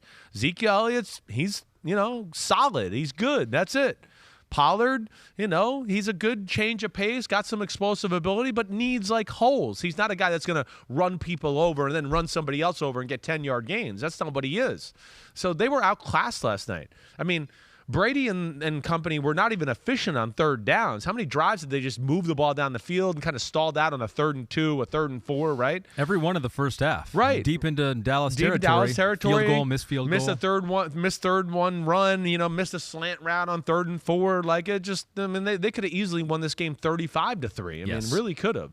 There was never a doubt. But I think we saw a little bit of the Todd Bowles effect here. And this is where I'm the Bucs, even though we question that interior part of the old line and the new guys, Godeke looks the part. He looks good. Not going to say I'm like, oh, he's going all pro here, but he looked good. He's physically not overwhelmed. Hainsey, I know him from the days of Notre Dame. He's a good player and smart, and Shaq Mason's a road grader. And I think where you saw the Todd Bowles effect is he goes, well, we got a great defense here. And let's not be pass happy and just like, oh, we got to throw for 5,000 yards and 45 touchdowns just because we have Tom Brady. I think there's going to be a physical element to them this year. Fournette's impressive. I like Fournette big. I do. He's not going to get faster at this age, so just get bigger and more powerful, right? And, I think that, and the play we saw all night long, Ahmed, and you know this, just watching it is, is the left side. Collinsworth even talked about it. It was blocked down, Shaq Mason pull, kick somebody out, boom, and there's a lane, and Leonard Fournette's running through it. They just demolished the smaller Cowboy defensive line. And other than Micah Parsons, I go, who's really a playmaker on that D-line? Dexter Lawrence is good. Not Dexter Lawrence, DeMarcus Lawrence, sorry. He's good, but I don't think he's a superstar anymore. So, yeah, I got questions about them on that side of the ball. And then, of course, you've heard my questions on offense. Who scares you on offense? Nobody. I don't care. CeeDee Lamb is good. He's not scaring people. People aren't going, oh, my gosh, CeeDee Lamb's going to go for 80 yards over our head every play if we don't watch him. He can't go by anybody that way. He's a great middle-of-the-field route runner type guy. He's not going to scare anybody. And that's where I worry about them. And then with Dak's injury, I go, there could be real trouble here in Dallas. He could be out a little bit. He's going to be out for a lot of it. 5-7 without him the past couple of years. Yeah, and the Bucs could be a little bit different offense. Bruce Arians no longer there. He's got the Hawaiian shirt up in the booth. So They go from what? No risk it, no biscuit to just no risk it. No risk it, and let's just up and run it at him. I mean, that's where, and I think that's the effect you'll see a little bit where, back in no risk it, no biscuit, you got Bruce Arians, Leftwich, and Brady where they're going, hey, it's 3rd and, it's 2nd and 4. Let's throw it. Who cares? Now Bowles is going to be like, hey, pull the guard again. We're smashing their face. Run it again. And I think he'll get involved in that a little bit. And I think it's going to be better for Brady. They're not as talented as a receiver. Julio looked good. Don't get me wrong. He did look I know good. Mike Evans is a stud. Yep. Godwin got hurt. Right. Godwin got hurt, and that could be a problem here for a little while. And I think Rodney Harrison made the right point. I don't understand why they rushed him back so quickly. It wasn't like, oh, my gosh, if they don't have Chris Godwin against the Cowboys, they can't win. I don't know. I never understood that. But at the same time, yeah, I think, they're getting their footing underneath them, too, with some no Gronk, no Antonio Brown. They got some new parts there at wide receiver that, with Russell Gage and I'm missing one other guy there. But either way, it's a good win by the Bucs. And you saw that they're clearly one of the more talented, physically gifted, better-looking teams in all of football. They did not need a comeback. They were up for basically this whole entire game. There were some teams, though, that did need the comeback. And one of those teams was the New Orleans Saints. The media's most wanted wants to give a damn okay to Jameis Winston because he had the largest comeback victory in Saints history. All he had to do is play the Atlanta Falcons. But isn't that crazy? It happens all the time. 26-10 with 12 minutes left. Well, isn't that crazy though? Like when I heard that stat, I was like, that can't be real. That I the heard Saints that have yesterday. never had a comeback. Yeah, maybe they're always up. Well, you just think of it like Drew Brees. You just go, they had to be down by more than 16 before to Drew come wouldn't back. let that happen. Well, maybe you're right. You're exactly right. Maybe that's it. You're right. But it's just funny. That is crazy. Yeah. I don't care. I mean, just Brady, Peyton Manning, as great as they are, they were down by more than 16 in some games and had some comebacks. Great comeback win by the Saints, winning by a point. Will Lutz is back, 27-26 over the Falcons. I think, Kristen, do we have the numbers for Jameis Winston in the fourth quarter? Yeah. So first three quarters wasn't great. 10 of 18, 56 yards. Fourth quarter, 13 of 16, 213, and 2 touchdowns. So the Falcons collapsed, but Jameis had a whole lot to do with that. Yeah. Jameis, I think, is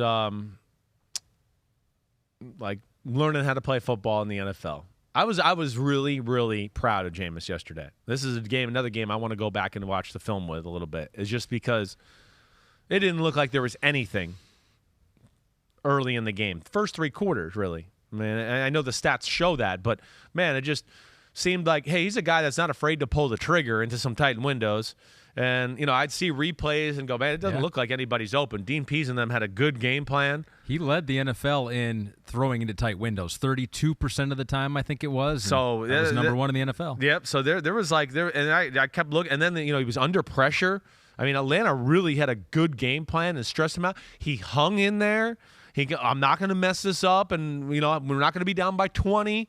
And he kind of just hung around, and they caught fire late in the football game. And I think they just, what I took it as is they played a little bit matchup ball, a little bit. It looked like in the second half a little, where they just said, stop worrying about, our scheme plays and trying to figure it out with some of these Dean Pease exotic coverages and stuff. Let's just go, wait, we got one-on-one over here. Let's throw it to Jarvis Landry. We got one-on-one on Michael Thomas. Let's just throw it to him. We don't need the play to always make it happen. That's what it seemed like happened to me a little bit. And then the defense just hung in there. They made some plays. The Falcons seemed like they had some chances to really kind of put the Saints in a worse spot than down 26-10. And the Saints, what worries me is they have a real issue with quarterbacks that can run. They can't beat Philadelphia and Jalen Hurts. And here yesterday it looked like they brought out some of those plays with Mariota and Cordell Patterson, and I couldn't get over how they just kept running the ball down the throat of the New Orleans Saints. That was a real issue for them all game long. Yeah, Cordell Patterson, 120 yards. You got Mariota, who looked pretty good for most of this game. Yeah. So Hawkstrologer wants to know if you're ready to self-scout yourself on the Falcons. They came out looking better than expected despite the loss. Yeah, I love the way the Falcons are like coached, and I hope I've made that clear a little through the preseason. Like Arthur Smith, every preseason game I've watched, I go, I like what they're doing there. They're physical, they're tough. He knows how to manage the football game the right way, and maybe they're a little more talented than I gave him credit for. We'll see. Offensively, I think that was interesting. Yes. Are they going to be able to stop teams? That'll be the big thing, too. You're exactly right. We're going to see what that looks like. Dean Pease, if he's on his game, is a really creative defensive mind. But the way Drake London looked, I mean, you got to be encouraged by that. Cordero was special that way. They're going to be able to put you in a bind with this run game. I do think that for sure. But I still do question, is there enough there to get them over the edge? I wouldn't be shocked if we saw them lose a lot of close games this year, a little bit like we saw them last year, where they just they lose some heartbreakers because there's just not quite enough good players on both sides of the ball. But all in all, that was a gutsy win by the Saints, and I just want to make sure I don't miss anything else. But I think that was about it. Yeah. We have Wednesday. Pete says we got Wednesday. We're on hour we're 2:30 in right now. Well, there was a part in the game where I just felt like the Falcons had a few chances to really put the Saints back into some tough spots. Mariota had the fumble down near the goal line, right? I think that left some points on the board. There was a few other plays too, but I'll get into that Wednesday. Okay, all right. There was no game that was closer than the Colts and Texans that ended tied 20-20. We got our first tie of the year happen week 1.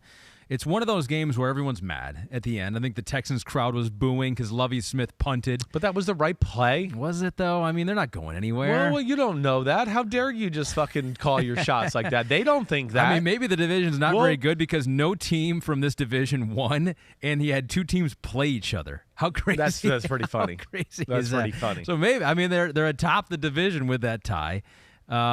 Colts, maybe a little disappointing, the beginning of the Matt Ryan era, although he did throw for 352 yards, threw the ball 50 times. I don't know what to make of this game. Well, I'll say this: the Colts are the better football team. The Colts, to me, made some crucial mistakes. Okay, early in the game, another team there, I'd go, they could have really put the Texans in a tough spot early, and kind of messed it up themselves. Alec Pierce dropped one in the end zone. Alec Pierce, I felt bad. Alec Pierce and Christian Watson. I know. Two guys my you two like. guys, right. How Week dare they one do was that. not good. They're never allowed on the podcast. You're banned forever. Yeah. But, no, had the drop touchdown, and I don't even remember what happened points-wise there. I think they went for it on fourth down. That was the fourth down. They didn't Wildcat. get it, so that was huge. That's right. So Wildcat. good. So you have the fourth one that they don't get anything. I think on the next drive or maybe 2 drives later, Jerry Hughes makes the great catch on the interception on the screen pass that Matt Ryan throws. I mean, it's a screen pass. If it's close, throw it in the ground. So that was kind of bonehead. Matt Ryan fumbles a snap around midfield. So there was some things there where I just go, I don't think those are going to be consistently mistakes by the Colts. It's first game. They messed up a few things. I thought they, of course, and then they battled back and made the game extremely, close and tied it up. But they should have won too. A 42-yard field goal exactly in overtime. Right. That was kind of shocking. Blankenship. Right. Nope. Yeah. 42 yards. There's no excuse for that. Not this day and age in the NFL. That's almost a gimme now. Davis Mills, you've always been skeptical of him. Yeah. Second stint as a starter last season, 6 starts. 250 yards per game, had 240 in this game, 2 touchdowns, no interception. Yeah. There are some throws where he looks pretty good. He does. He's a nice thrower of the football. Nice. He's a nice. Uh-oh. It's not special. It's nice. He's to me. When the game is, he can just play, and we don't ask him to make any great plays. And hey, just be efficient, and we'll play defense, and we'll run the ball, and we'll get some guys open, and we know you're accurate. That's great. He's not going to do more than that. That's all my thing is with Davis Mills. And this day and age in the NFL, a starting quarterback, they're supposed to do more than that. But again, there was a lot of good there. There's no doubt, and we know Brandon Cooks is special. O.J. Howard getting a touchdown. I mean, gosh, he's been there for a week. He gets 2 touchdown catches. That was pretty unbelievable, But I think, all in all, Houston is not overly talented. It's going to be about coaching and toughness, and can they play efficient that way?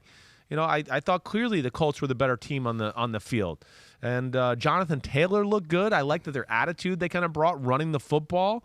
All of that was good. But, again, you make a few mistakes like they did, and all of a sudden you're in a nail biter. Not changing your opinion about either team there, really. Maybe you're changing your opinion, though, about the Washington Commanders, who got the comeback win against the Jacksonville Jaguars, another comeback on a crazy week 1, 28-22. Hunter Hyde, 12, wants to talk about Carson Wentz. Says, honestly thought he was done, but he surprised me. Let's see if he can keep it up now. Yes, well. He's challenging him. Don't.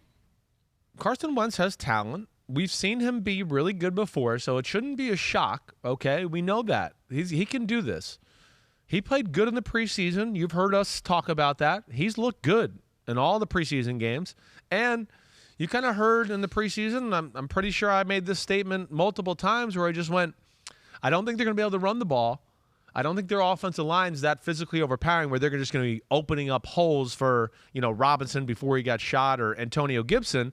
But I do think that in the pass game, they can be fucking dangerous.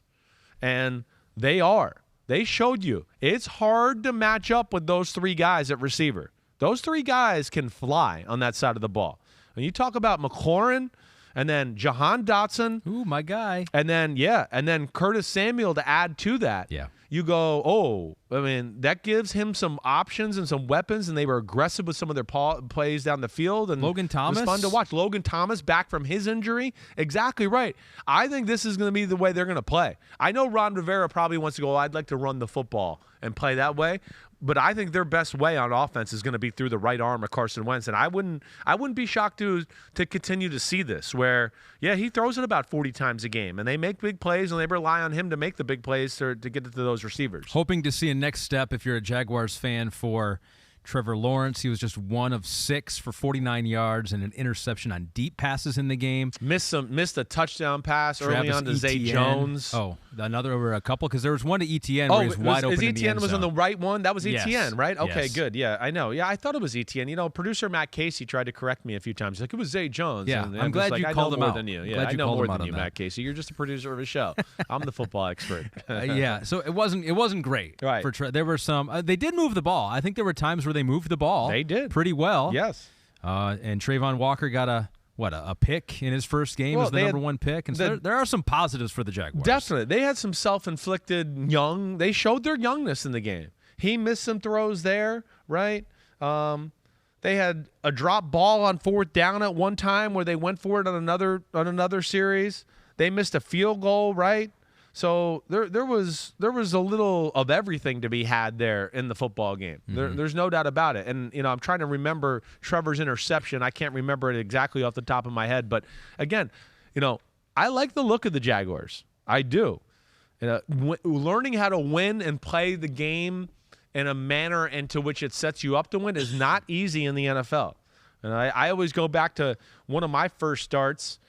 I can remember sitting on the sidelines and we're playing against the Washington Redskins at the time and going, hey, we're playing good. We should win. And all of a sudden they return a kick. And I was like, what? We're losing? I'm playing perfect. We're losing? And I remember a coach looking at me and go, hey, it's the NFL. What'd you think? They were just going to hand it to you? And I'm like, yeah, that's right. I got 2 more quarters here. I got to play perfect to win this game. and it's just, that's what's crazy about the NFL. And that's what's crazy about young players. Because in college, you go, I messed up 8 plays, but we still won by 20. Who cares? And then you get to college, the NFL, and you're like, wait, I got to be perfect on every play here to help us win? And the coach is like, yes, every play. Like, maybe if you make 1 or 2 mistakes, we'll be able to okay. But if you make more than that, we're and that's not easy to learn. Christian Kirk looked good. James Robinson looked good. ATN looked good. We'll see how they look going. Trayvon Walker looked good. He did. Even at the end, Tyson Campbell was all over Jahan Dotson on the last game-winning touchdown. He just didn't turn around and locate the football. But yeah, all in all, I love the way Wentz and the weapons look. And Jacksonville, they're going to be a pain in the ass. I wouldn't be shocked if they're in a lot of games like this. Can they win them is going to be the big question. 2 more games to go, and we're going to put on our newspaper hats for this one, the press hat. It is time for Give Me the Headlines, presented by Hyundai. So this is where we make Chris be you're like the main editor, managing editor of a newspaper. Yeah, right. And you've got to come up with a headline, but you have someone in your back pocket who just gives you the headline, and his name is Pete. That's what happens when you show up late to your own podcast, right? So we got Browns defeating the Panthers. It looked like Baker Mayfield was going to get revenge against his old team, but then the Browns came back late, and Cade York, 58-yard field goal to win it. What's your headline? The Brissett, the Baker, the long field goal maker.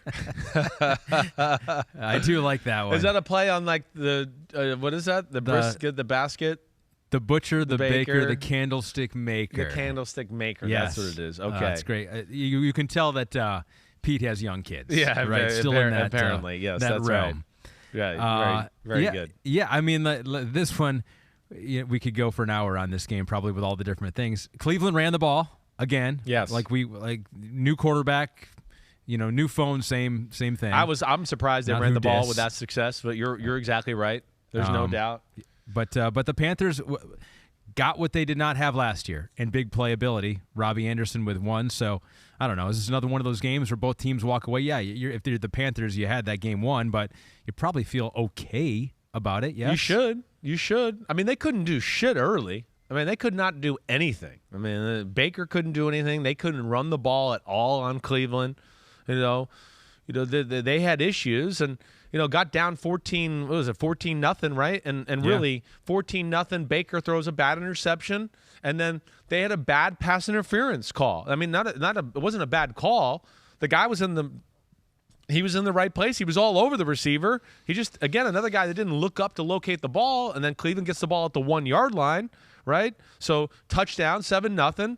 Then, I think Carolina goes 3 and out or 5 and out. The Browns get the ball back, and it goes to your run game. Nick Chubb ribs off a big run. Kareem Hunt ribs off another big run, and I was like, oh, crap, we're down 14-0. And I give the Panthers credit for just hanging in there, really, for a while. And kind of putting some drives together and finally made some plays. And it seemed like their defense kind of got a hold of the run game to a degree there as the game went along a little bit and hung around. And then Baker makes some big plays. The thing I want to go watch in this more than anything is just like the end of the game. I want to watch the roughing the passer, and I want to watch the spike. Terry McAuley, right, our referee, ref Super Bowls. When I saw him in the dressing room around 6:30, he goes, the referees blew the end of that Browns game. And I go, what do you mean? He goes, on the spike. And I go, yeah, wait, the spike looked weird. They never really showed it on the telecast real clearly. The referee did get on the microphone and said, because they talked about it for a long time, and he goes, the quarterback fake spiked it and then spiked it. No penalty. It's a penalty. You're not allowed to do that. It's kind of like the NFL messed that up. And, even Terry was even at the time going, well, look, the NFL hasn't made a statement about this yet because they know it's wrong. The referees in the field, they bungled this little situation. When you spike the ball, you got to get the snap, and it's got to be one motion, throw it to the ground. If you pump and then spike it, it's grounding. It should have been grounding. It's kind of very clean how it's stated, at least from how Terry explained it to me. And then the roughing the passer call, I think that's another one where I'd like to go back and look at it.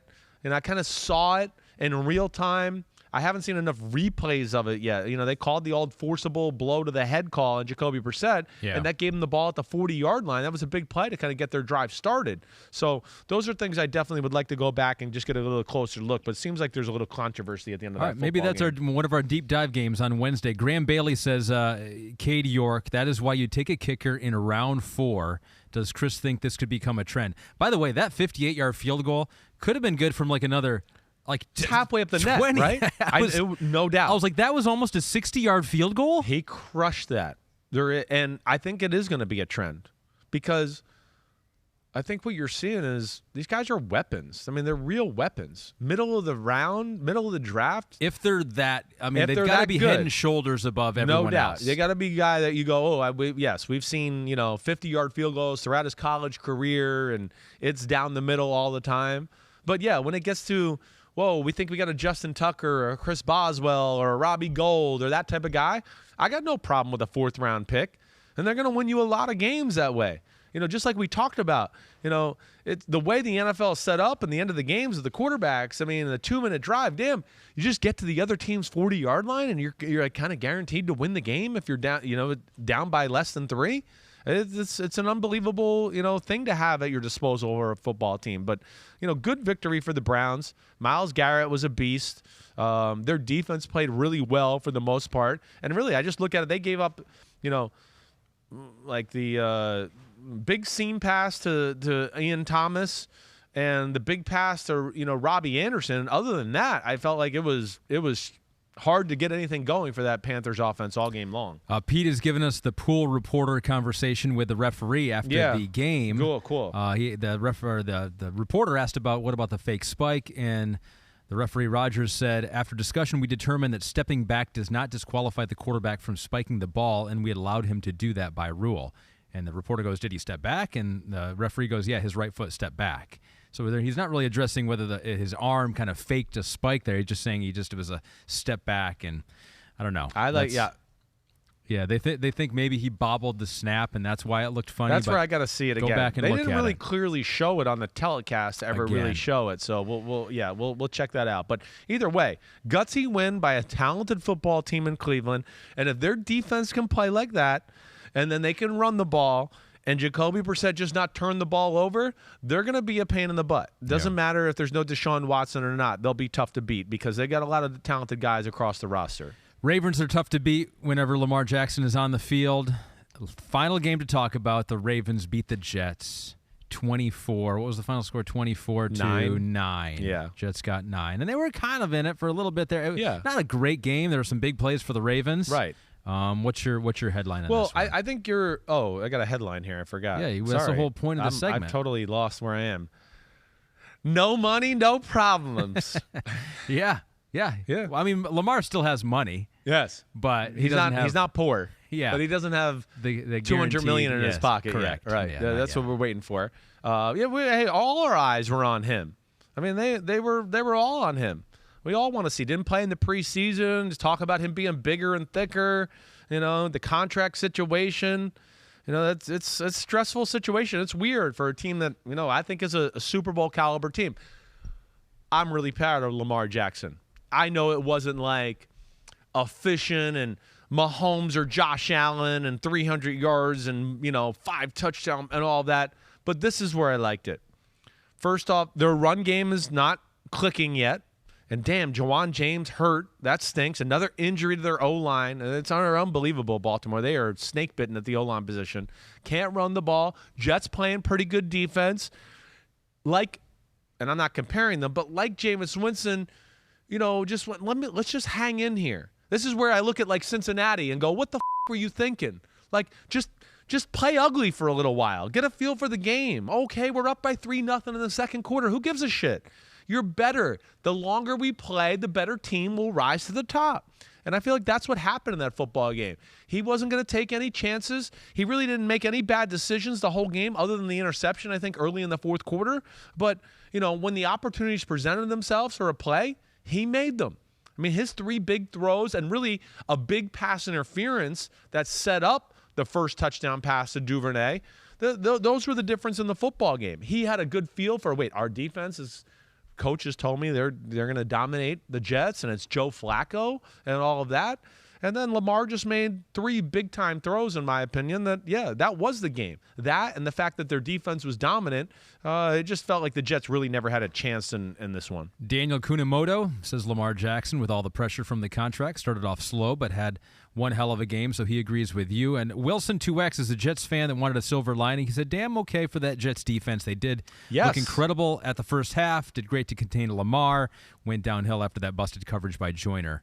But not bad. Still not bad for the Jets. Maybe some positives there, and get Zach Wilson back. Maybe you got something going on. Yeah, exactly right. First off, Zach Wilson's better than Joe Flacco. So we all got to get – and Zach Wilson gives the team energy and playmaking. I know – see, this is where, teams get fooled sometimes. Well, Joe Flacco's been so good in practice. Yeah, it's practice. He knows how to practice. A guy that's played in football for 97 years, they know how to practice and always look good. Always. I've been around those guys where you go, damn, maybe he should be starting. He's lighting up the practice field here. But then it gets out in the game and it's, they changed up a few things and there's pressure and there's an inability to make plays the same way a Joe Flacco used to make.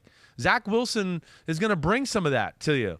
Zach Wilson has an energy that we already saw through the preseason, even though it was just the one game. You could feel the team was kind of latching onto him, the Milfinator, right? They loved him. Sorry, but that's just the way it was. So there's something to that. Flacco doesn't bring that energy to the offense. Then for the veteran guy, throws a dumb interception to lead for the first points of the game. And then what was it, the other one? The Jets have a 18-yard punt that sets up another touchdown for the Baltimore Ravens. So the defense should be proud of the way it played.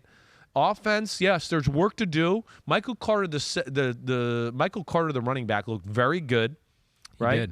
He did. And I think you get Zach Wilson back in the mix there. And let's not forget, like I told you, Baltimore's one of those teams where it sucks to play them week 1 because you're just like, what the are these crazy guys going to blitz up and bring up? And it's hard to prepare for them because they'll just do stuff where you go, well, they didn't do this against similar offenses to us last year, but for some reason they're playing this coverage. Wait, hold on. They got to take a drive or two here to figure out what the hell they're doing to us. That's where they're a pain in the butt that way. But, the Jets defense, we all were looking at that because they were horrible last year. They were not the problem. Their defense hung in there and played well enough for them to have a chance to win the game. It's just the offense had no chance. So there's your silver lining for Jets fans. Your defense was not the problem, but you still had problems. Yeah, well, yes, you did. But, when you run, Michael Carter, 10 carries, 60 yards. There was a few plays there to be had on the offensive side of the ball. And again, like I said, I think, Zach Wilson will make more plays than a Joe Flacco in that situation. But the Ravens, if they can get their run game and their running backs healthy and the O-line healthy, I just think watch out for them because I think their defense is going to be a force this whole year. What we did right there was a little segment called Give Me the Headlines, presented by Hyundai. We did it. We got through all the games. Now there's one more game to go here. Hour and 45, hour and 40 I think we're in about the hour 45 range at this point. One more thing before we go. Your thoughts on the Monday night game, the last one. And by the way, the Seahawks, they're in first place right now. Woo! In the NFC West. Bam. Here we thought it was going to be the best division in football, and the Seahawks are atop. I mean, they are. Look at them. Let's end the season now, and they're in the playoffs. Seahawks Twitter saying, "Oh, hey, here we are." Yeah, they quick got that out there before they play the Denver Broncos, who you have picked to win this game 21-17. 21. I don't think this is going to be I don't think this is going to be a blowout. I don't. And again, I understand that Denver's, probably it is the better team here. I do. But, again, here's another nuance of haven't played it all in the preseason. It's the first time in a new offense. I know everyone's going to be excited about Russell Wilson and all that. Seattle's going to be motivated about sticking it to Russell Wilson, too. There's no doubt. Let alone Pete and company. They know how to manage a football game. They do it. I really look at it and go, if Geno Smith, if they don't make any glaring turnovers or mess up some stupid protection, which their offensive line is certainly capable of doing, I think they're going to hang around in this football game. I do. Like I've told you, I like the receivers for the Broncos and the running backs. I do. I'm not sold the offensive line is great. I guess I'm just still a little bit, I got to see it to believe it first on the offensive side of the ball. I know it's going to be good. I'm just not sold it's going to be great. And defensively, you've heard me say, I don't think there's a lot of marquee players in the front seven. Their secondary, I like that. So that'll be interesting. But, yeah, I think it's going to be an ugly kind of victory for the Broncos here at in Seattle, So you're taking Let's Ride over Go Hawks. Yeah. Let's Ride gets the victory over Go Hawks for the Russell Wilson Bowl. All right, that's it. We did it. That was fun. That was a great first week. Great first week. We saved some stuff for Wednesday. Yeah. I think, right? Yeah, well, we do. We got a lot of stuff to dig into for Wednesday. And that's where, hey, homies, I'd like some of your input as far as what you'd like me to look at it film-wise. If there's anything, I'm going to do my best to watch everything that was kind of a major storyline or a major game in general. Ahmed, I'll lean on you too because you're better at paying attention to social media and what the homies want and what people are really clamoring about. And we're going to find the right way to talk about this podcast on Wednesday too. So we'll figure that out and we'll see you then. But what the happened Wednesday is coming in 2 days. And Durr has tweeted us. Oh, I love it. Durr tweeted us. So Pete reached German, out. Right? It's German. I figured it was. For The Spectator. So he goes, you can just call me The Spectator. The Spectator. He's from Munich. He's a listener in Germany. And by the way, we are a listener in England as well. Some of Hobbit is someone who tweets us all the time. Right. And so she said, any chance you could say anything about the Queen passing, which I know was very impactful over there. And she, from everything you hear, it's like she was into horse racing. And so I do that a whole lot and has a lot of connections with her. Just such a genuinely nice person dedicated to service over there. So everyone in England, we tip our cap to you. And, it's special. I don't know. It's a shame to see it. Queen Elizabeth has been a fixture of, my whole life. And she's, the queen and in a country where they still value it, but yet never seemed like it was like, I don't know. She never seemed like she was trying to steal the show, I guess. Very proper in her English ways that way. It seemed like she had the role in service of others. Yeah. That's kind of the way that. I think that's a really cool thing about England in general. I know some people are like, don't like the monarchy. I don't get that. I think it's one of the greatest traditions that country has to offer. And the country of England is who it is because of their great kings and queens of the past. So I like that they kind of pay homage to that to a degree. But R.I.P. to her and, long live the king and Charles III. Yeah, we covered everything. We get it all. We got it all. And I like, instead of The Spectator, I like Dirt. How do you say it, though? Do you know how to say it still? I would still like to know how to say it. Yeah, The Spectator, we need to know how to say Der Beobachter. Der Beobachter. Der Beobachter. I don't know. I don't have a German accent either. All right, everybody. We'll be back Wednesday. What the happened with my man, Ahmed Fareed. Ahmed, you the man. Thanks for steering the ship as always. Thanks for getting up. Hey, thank you. Thank you for being patient on me getting up because I got here eventually. There you go. He will. That's always the case. I was like, Chris will always eventually get here. He'll always be here eventually. That's right. Peace out, homies. We'll see you Wednesday. See you. Clap it up. Oh, my gosh. We almost forgot. We almost fumbled at the one. I did. I was looking at my notes.